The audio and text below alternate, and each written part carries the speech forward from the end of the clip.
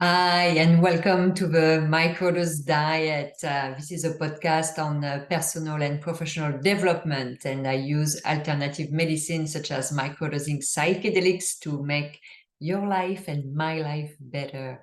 So today I want to talk about seeing through the bullshit and the gaslighting. So if you've been a good girl or a good boy, that's a skill you need. So I've wanted to talk about gaslighting and, seeing through the bullshit for a while now. And something happened to me a few days ago as I'm recording that podcast that really nudged me to actually record it and write a newsletter on that topic. So, for context, for the longest time, I've always believed everything I was told. I could really not see through, the lies, the bullshit, the gaslighting, manipulation, and all that great stuff. I don't tend to lie myself. I even avoid white lies as much as I can, even if sometimes it makes me in very uncomfortable position. So I assume that people were, well, just like me, they were not lying. And thankfully, once again, thank you, millennials, and especially millennial women. Um, you know, you put in focus all these behaviors, which are really misbehaviors, actually, all this gaslighting.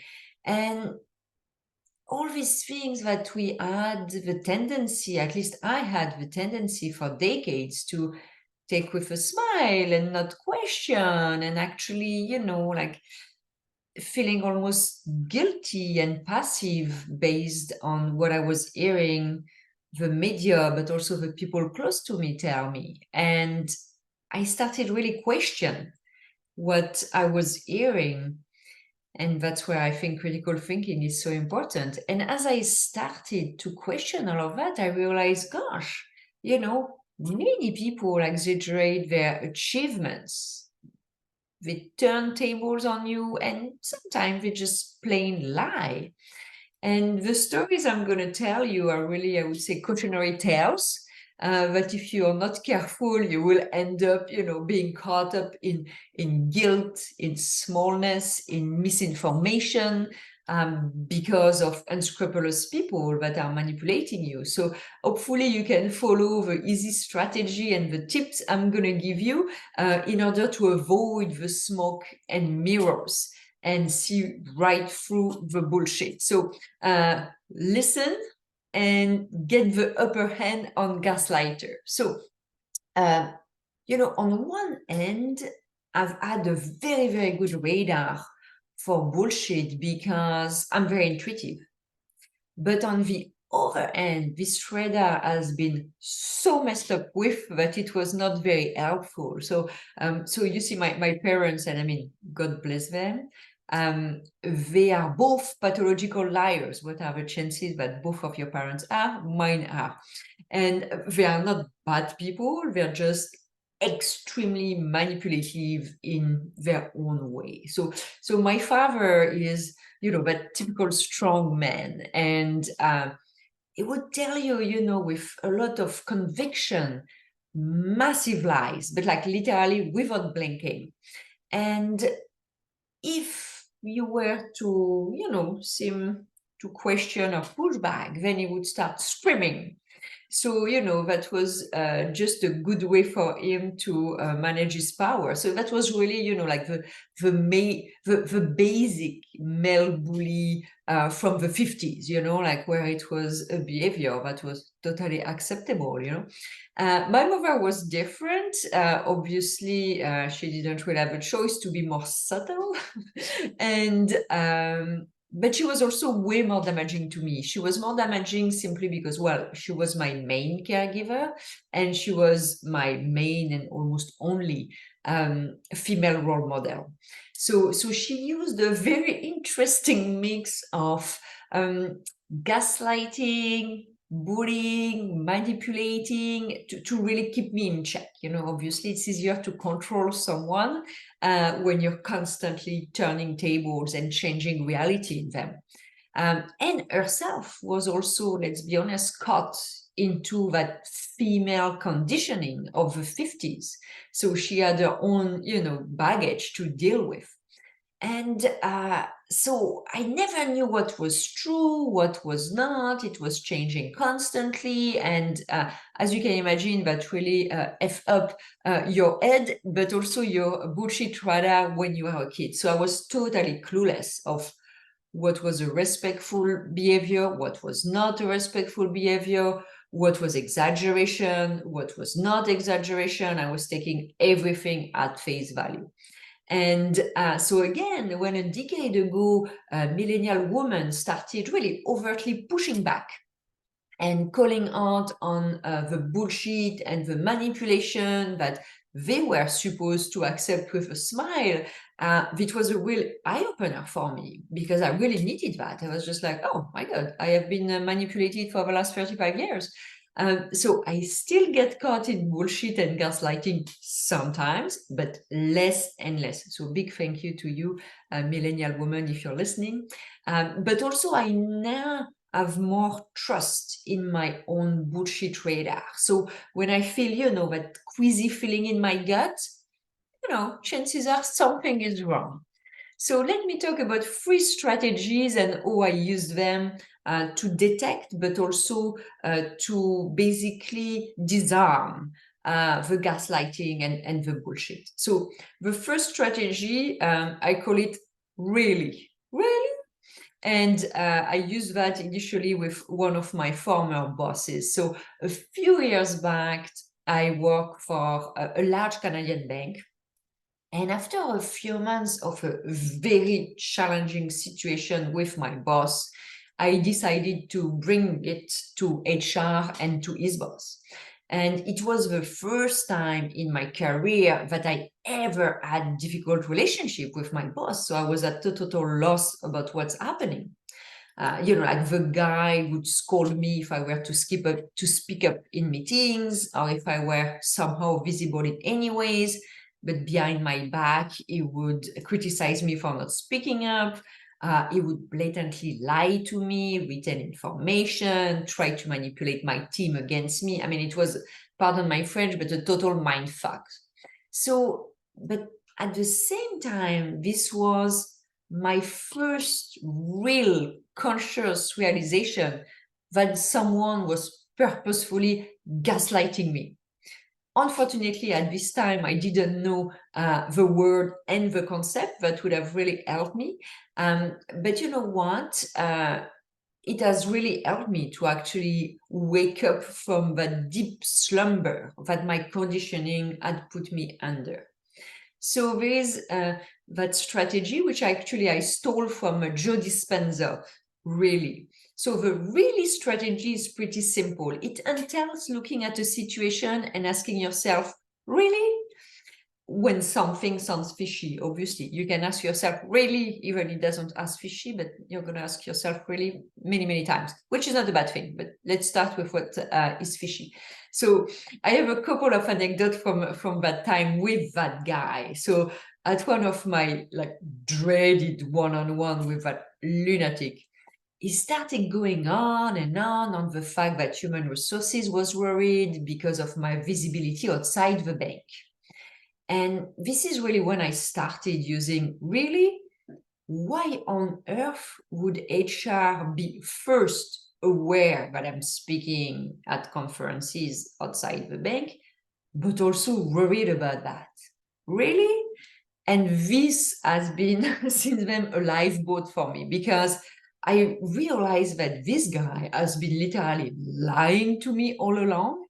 And he was playing on my good girl conditioning. And it was very liberating to realize that, no, I was not crazy.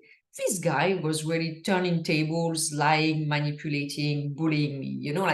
I was not doing anything wrong. And that's where, unfortunately, some people who've been raised to be good boy, good girl, conditioning, guilt, the first thing is, oh my God, I'm doing something wrong.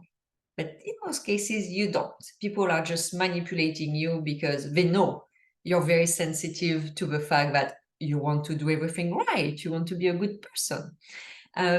So for him, I mean, that guy was just threatened by me, and his way of dealing with it was to lie, to gaslight, and to bully. And it had nothing to do with me. And I learned after that there was another VP who left a year before me in very similar circumstances. So that was his modus operandi, basically. If he was afraid of you, he would just like wear you down with lies and bullying. So after a year of this fuckery, when my signing bonus could not be clawed back, and after multiple discussions with HR and his boss, spoiling alert, they didn't care. They knew the guy was a bully, and they knew he was lying. Actually, they told me, yes, we know he's lying, he's a bully. And they also told me that it's your problem, deal with it. So I decided that, guess what? I need to save myself, and I resigned. And to celebrate, new opportunities, my time spent there, I decided to throw a goodbye party, which, I mean, in Europe, everyone was leaving a company, throws a goodbye party. So I didn't think twice about it. I've done that all the companies I worked at, actually.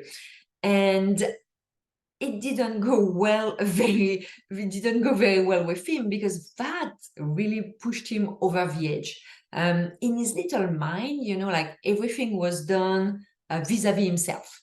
So he thought that I was throwing a party not because I wanted to celebrate my time in the company, not because I wanted to spend time with people I've loved, not to celebrate new opportunities, but against him.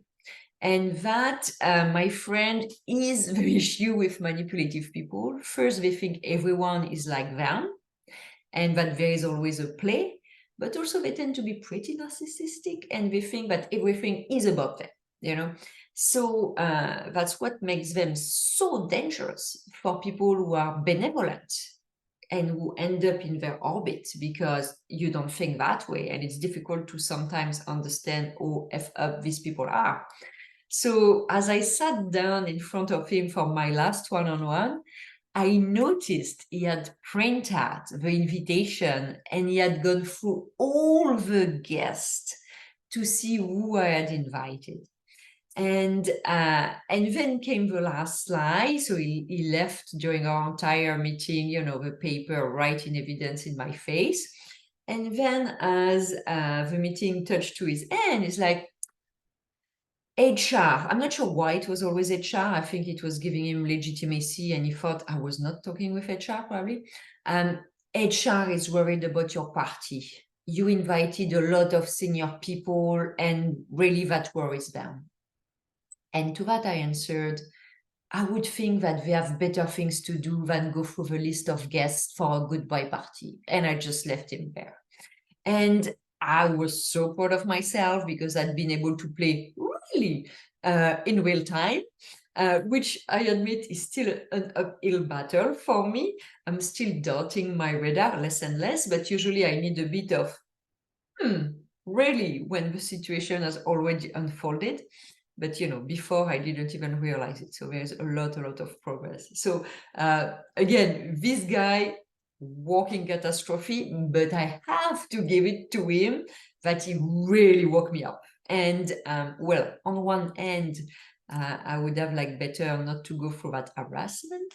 But on the other end, it was what I needed to say. Really? Stop it. I see your game and I'm not playing it anymore. So that's strategy one. Really? Strategy two is flip the script. And that I used it in circumstances that are for things a bit further for me, at least the anecdotes I'm going to tell you. And that's more about a tycoon. So I love to read and listen to biography, to memoir, especially the ones from athletes, from musicians, for actors. I did stop listening and reading whatsoever to biography from business people, because I discovered that they have a tendency to manipulate the fact to make themselves look amazing. So I remember a few years back, I was I was in Vancouver, actually. I was working out in a hotel over there. Doesn't happen often, so that's probably why I remember. And I was listening to one of Richard Branson's memoir. And so the guy was going on and on about his past ventures. And I was thinking, wow, my God, that's impressive. But at the same time, there was something where I was like, doesn't sit right. The guy was so like overtly kind and compassionate that I started wondering how much of that was true, like he was really putting a lot on it. And then he came to talk about the crash of Virgin Galactic spaceship. And even that, he was able to turn it in a way that, was actually beneficial to him and that was looking positive for himself. And, that's really when my second strategy came to play, flip the script, flip the script. If I were the one writing my memoir or having my memoir written for me, wanting the memoir to sound like a hagiography rather than a biography, could I do it? And I thought, yeah, you know what? I could make my life and my career look pretty impressive. I mean, minus the billionaire status, obviously. 2020 inside, when you have all the past facts, it's very easy to make them fit into a great storyline. So this idea of a mix of really and flipping the script has really helped me to say, you know what, guy? Yeah, I don't believe what you're saying. And I had a more recent experience with that last month, actually. I was listening to Outlive from Peter Attia. And the author starts the book by extensively exposing his credentials. And, I understand that if you're writing a book, you want to assert your expertise, but it was really getting, like on the nose. And at some point, he recounts that as a young employee at McKinsey, obviously where else, his senior partner gave him the responsibility to explain to its clients, senior bankers, that the real estate market was doomed and that they were doomed as well. And so I was surprised. Yes, Attia and McKinsey, they knew before the financial crisis of 2008 that there will be a financial crisis. It's a bit like people watching the movie The Sixth Sense with Bruce Willis, and everyone knew after 5 minutes that actually Bruce Willis was dead, So anyway, they knew that before everyone else. And so the boss, for whatever reason, very senior partner, asked that junior guy who's been working for a few months and who was MD before that, so not even, he was in the medical field, not even in banking, not even, business school guy, but anyway. So the boss asked him to present to these senior bankers and explain them that basically things were not going to go very well in the next few months or year. And the reason that his boss gave him for this very awkward decision was that as a MD, he was used to give bad news to people. And that's when I combined strategy 1 and 2. The senior partner at McKinsey asked you, a junior who don't know the space, because you are so great at communicating, and we all know OMDs are great at communicating, to present to banking executive their demise? Really? Or did he really ask you to say 5 sentences to present the numbers you had crunched? Which one is more likely? Then I flipped the script because I remember a similar situation that had happened to me. When I started working, I had been asked by my boss, I was still in France at the time, I was really like fresh out of business school, to crunch numbers for a massive fiscal control and to present them to the team of public servants that were auditioning us for that fiscal control. But I never thought that the guy was asking me to present because I was so amazing. It was more because first, he didn't know the numbers, and second, and more importantly, he wanted to cover his ass in case things go south. So in that context, the combination of strategy 1 and strategy 2 confirm what I intuitively sensed. The author was full of it, or at least totally unself-aware. I don't know what it is, probably a mix of both. But anyway, needless to say that I put the book aside, and because he had lost all credibility in my eyes. So that's the second strategy, which I find is super helpful. Flip the script. If the position of the person talking and yours was reversed, what would you say? Do you find it respectful? Don't you find it respectful? Does it make sense? So the flip the script is very, very helpful. And it's a good combination with the really. And the third strategy is the trust your gut. And so this one I tried on contact, so people more at arm's length. And I have to say that's where I've been the most proud of myself, because the two protagonists were actually pretty formidable for two reasons. The first, I didn't know them personally, they were contacts.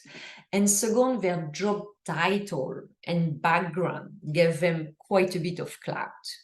So the most recent experience, which was really the one who pushed me to write that article and to do that podcast, was with a contact I had been put in touch by a dear friend, because I'm exploring a partnership with a luxury brand for my book and for my speaking engagements. And this individual was a retired executive from that company and was very kindly willing to chat with me, to give me pointers, which I was very thankful for, because it's a new, luxury retail is not a world I know well. So I was very thankful for that.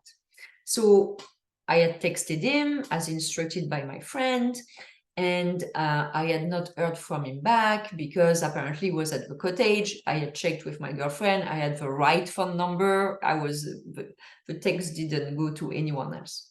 And that's fine. When I go on vacation, I don't text or email people, so I didn't think twice about that. And I was like, okay, I'm going to reconnect after this trip, but that's fine.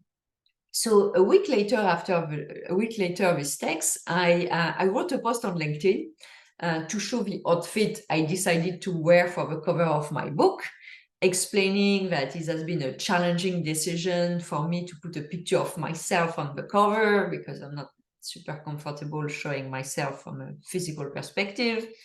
And I went on to thank all the people who helped me in choosing my outfit, as well as my friend and this person for supporting me in exploring a relationship with the brand.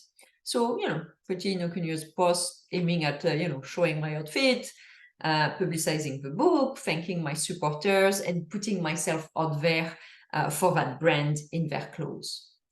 Well, visibly, for that gentleman, I had crossed the line in mentioning his name in my thank yous.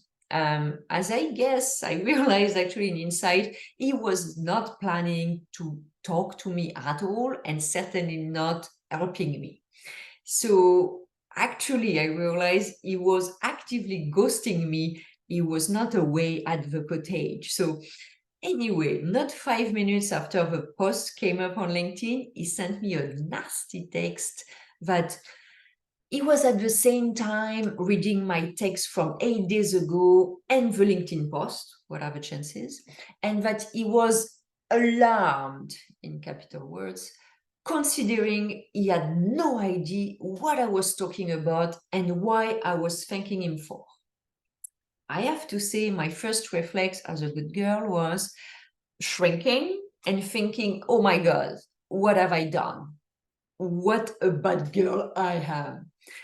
And then I used strategy 3. I listened to my gut and I realized that, you're gaslighting me.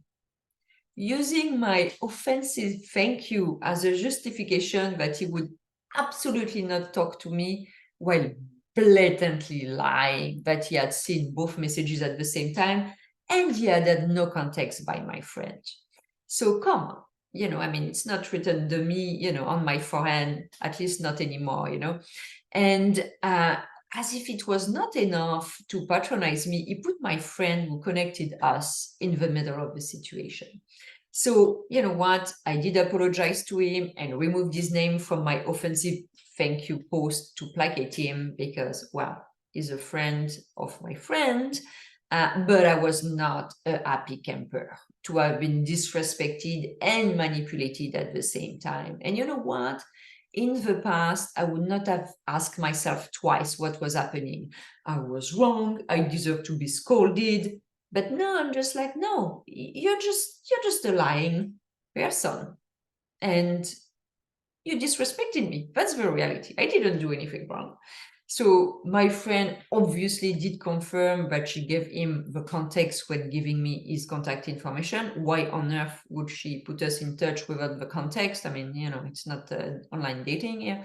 But considering again that he was introduced by my friend, I could not give him a piece of my mind, but it still has been a very valuable experience. And I know now that I will more than ever trust my gut and use that strategy free. So, how do you trust your gut? I would say it's easy. If it doesn't feel right, something is not right. And please, please, please, if you are feeling guilty, ask yourself, who is talking in my mind? Is it my mother, my father? And who is this guilt serving? I'm telling you, you have people who are expert at using the guilt that people like me, maybe like you, are feeling and turning tables on you. And the second story I have is a good one, because that second protagonist is what I would, you know, say we call a public figure. I had called him up publicly on LinkedIn again for the lack of representation of Canadian women in his coverage of the tech news. In the last article on the industry, you know, it was an industry conference and they were interviewing people. So 8 people were showcased, 7 were men, and 1 was a US woman. But that didn't go well with him. And that is one thing I learned with Gaslighter. They will do everything they can not to take responsibility. You know, it's never their fault.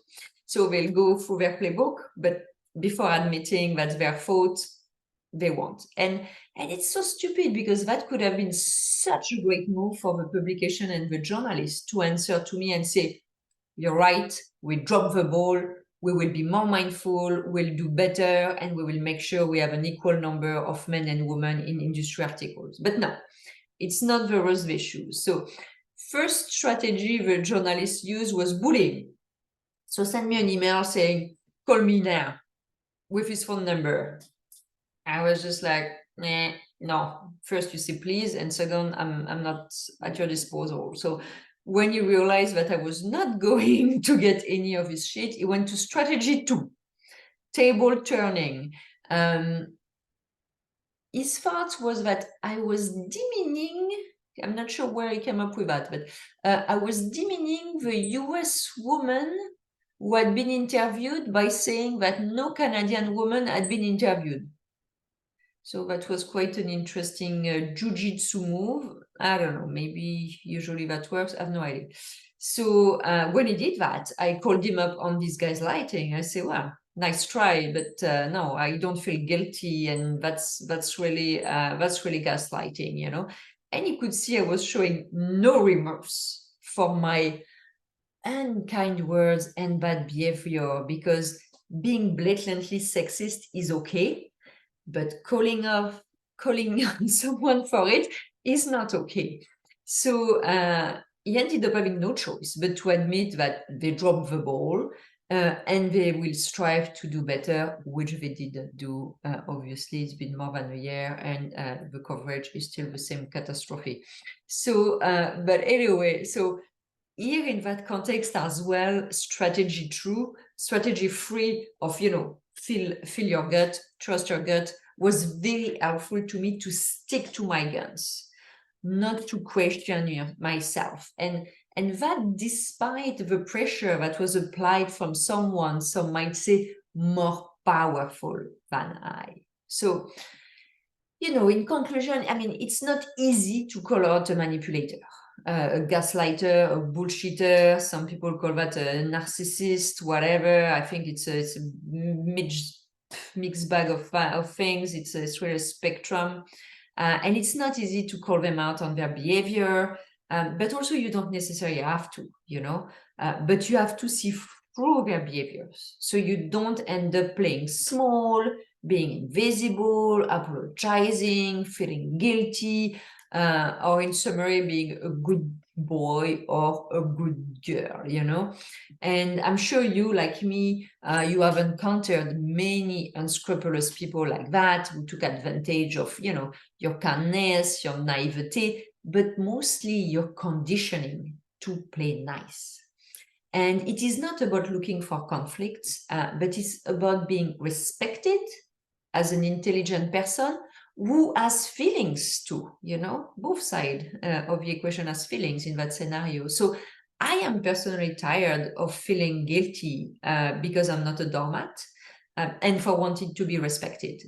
And if you are too, hopefully you're not, but if you are, use your discernment and these strategies. So really flip the script and trust your gut to spot the gaslighter, but also to beat them at their own game. And that's very pleasant, I have to say. And you know what? Forewarned is forearmed. So, often remind yourself that not everyone out there is as kind as they might look initially. So thank you so much for listening and watching, and wishing you good luck with that. Bye.